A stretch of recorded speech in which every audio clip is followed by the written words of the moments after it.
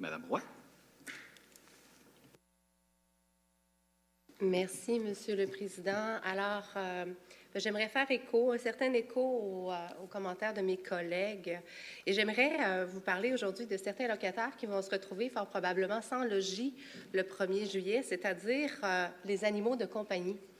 Un article a récemment attiré mon attention et il faisait état de la hausse des abandons à la SPA de Québec.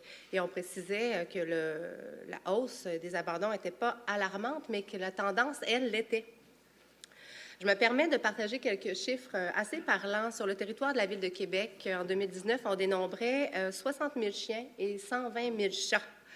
Depuis le début de l'année, lorsque la pandémie a fait entrer dans nos vies, évidemment, les gens ont choisi d'accueillir un animal de compagnie.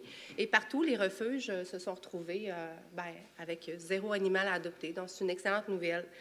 Toutefois, 2 ans plus tard, il y a environ 4 000 chiens de plus et 15 000 chats de plus sur le territoire de la Ville de Québec.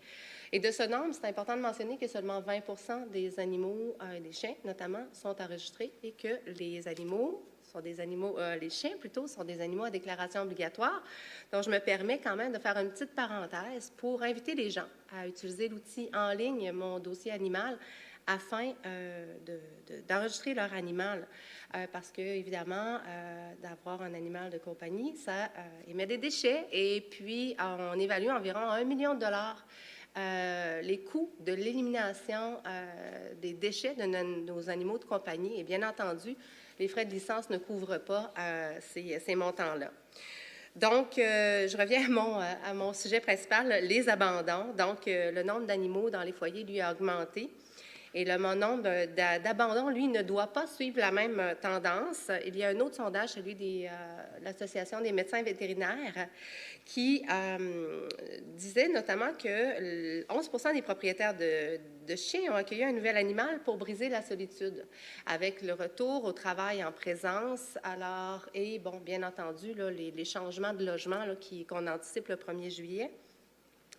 Eh bien, on peut s'attendre à une certaine vague d'abandon pour nos bêtes.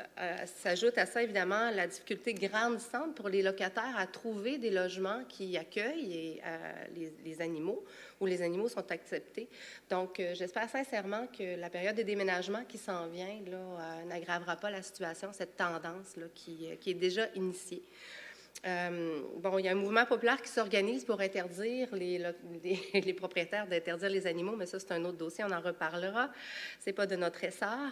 Par contre, j'invite les gens qui pensent à se départir de leur animal de compagnie à éviter, évidemment, les refuges, de trouver un logement qui accueille les animaux, de parler à leurs collègues, à leur famille, pour peut-être trouver une famille d'adoption. Donc, voilà, en bref, accueillir un animal, ça vient bien entendu avec beaucoup de bénéfices, des avantages, mais ça vient aussi avec des responsabilités. Donc, peu importe les circonstances, j'invite les gens, les citoyens de la Ville de Québec à être humains avec les animaux pour ne pas qu'ils deviennent des victimes du 1er juillet. Merci. Merci. Est-ce qu'il y a d'autres interventions sur le sujet de M. Lavoie? Non, alors nous en sommes à l'intervention de Mme Boucher.